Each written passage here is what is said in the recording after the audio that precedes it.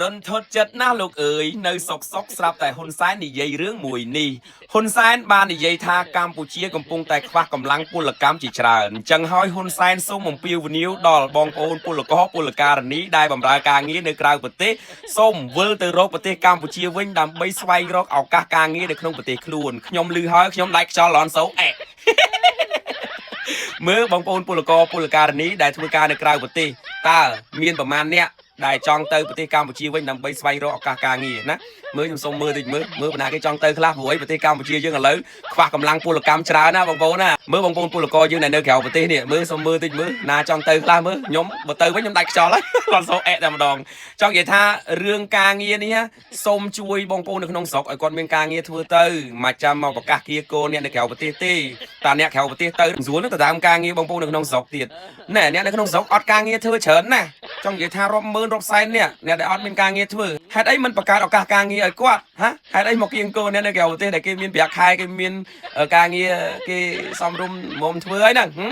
ដាច់ខ្យល់ហើយសម្ដេចអើយសម្ដេចវាអត់មានខួរគិតអីឲ្យវែងឆ្ងាយសោះបើខ្វះខួរគិតទេចាំខ្ញុំឲ្យខួរយកទៅគិតខ្លះគិតបែបខ្ញុំអញ្ចឹងត្រូវគិតថាអ្នកនៅក្នុងស្រុកហ្នឹងការងារគឺមិនមានធ្វើទេអ្នកខ្លះមានការងារធ្វើហើយប្រាក់ខែវាមិនសមនឹងកម្លាំងអ្នកខ្លះមានកម្លាំងធ្វើហើយអត់ការងារធ្វើតែម្ដងសម្ដេចយល់ទេសម្ដេចគិតអី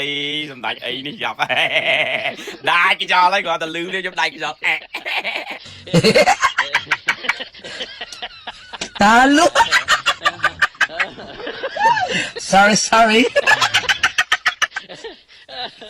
រន្ធត់ចិត្តណាស់លោកអើយនៅសុកស្រាប់តែហ៊ុនសែននិយាយរឿងមួយនេះហ៊ុនសែនបាននិយាយថាកម្ពុជាកំពុងតែខ្វះកម្លាំងពលកម្មជាច្រើនអញ្ចឹងហើយហ៊ុនសែនសូមអំពាវនាវដល់បងប្អូនពលករពលការិនីដែលបម្រើការងារនៅក្រៅប្រទេសសូមវិលទៅរកប្រទេសកម្ពុជាវិញដើម្បីស្វែងរកឱកាសការងារនៅក្នុងប្រទេសខ្លួនខ្ញុំឮហើយខ្ញុំដាច់ខ្យល់ឡនសូអេមើលបងប្អូនពលករពលការិនីដែលធ្វើការនៅក្រៅប្រទេសតើមានប្រមាណអ្នកដែលចង់ទៅប្រទេសកម្ពុជាវិញដើម្បីស្វែងរកឱកាសការងារណាមើលខ្ញុំសូមមើលតិចមើលបណ្ណាគេចង់ទៅខ្លះព្រោះប្រទេសកម្ពុជាយើងឥឡូវខ្វះកម្លាំងពលកម្មច្រើនណាបងប្អូនណាមើលបងប្អូនពលករយើងដែលនៅក្រៅប្រទេសនេះមើលសូមមើលតិចមើលណាចង់ទៅខ្លះមើលខ្ញុំបើទៅវិញខ្ញុំដាច់ខ្យល់ហើយឡនសូអេតែម្ដងចង់និយាយថារឿងការងារនេះសូមជួយបងប្អូននៅក្នុងស្រុកឲ្យគាត់មានការងារធ្វើទៅមិនចាំមកប្រកាសគៀកូនអ្នកនៅក្រៅប្រទេសទេតាអ្នកក្រៅប្រទេសទៅស្រួលនឹងទៅតាមការងារបងប្អូននៅក្នុងស្រុកទៀតណែអ្នកនៅក្នុងស្រុកអត់ការងារធ្វើច្រើនណាស់ចង់និយាយថារាប់ម៉ឺនរាប់សែនអ្នកដែលអត់មានការងារធ្វើហេតុអីមិនបង្កើតឱកាសការងារឲ្យគាត់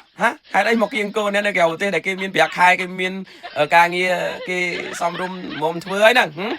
ដាច់ខ្យល់ហើយសម្ដេចអើយសម្ដេចវាអត់មានខួរគិតអីឲ្យវែងឆ្ងាយសោះបើខ្វះខួរគិតទេចាំខ្ញុំឲ្យខួរយកទៅគិតខ្លះគិតបែបខ្ញុំអញ្ចឹងត្រូវគិតថាអ្នកនៅក្នុងស្រុកហ្នឹងការងារគឺមិនមានធ្វើទេអ្នកខ្លះមានការងារធ្វើហើយប្រាក់ខែវាមិនសមនឹងកម្លាំងអ្នកខ្លះមានកម្លាំងធ្វើហើយអត់ការងារធ្វើតែម្ដងសម្ដេចយល់ទេសម្ដេចគិតអី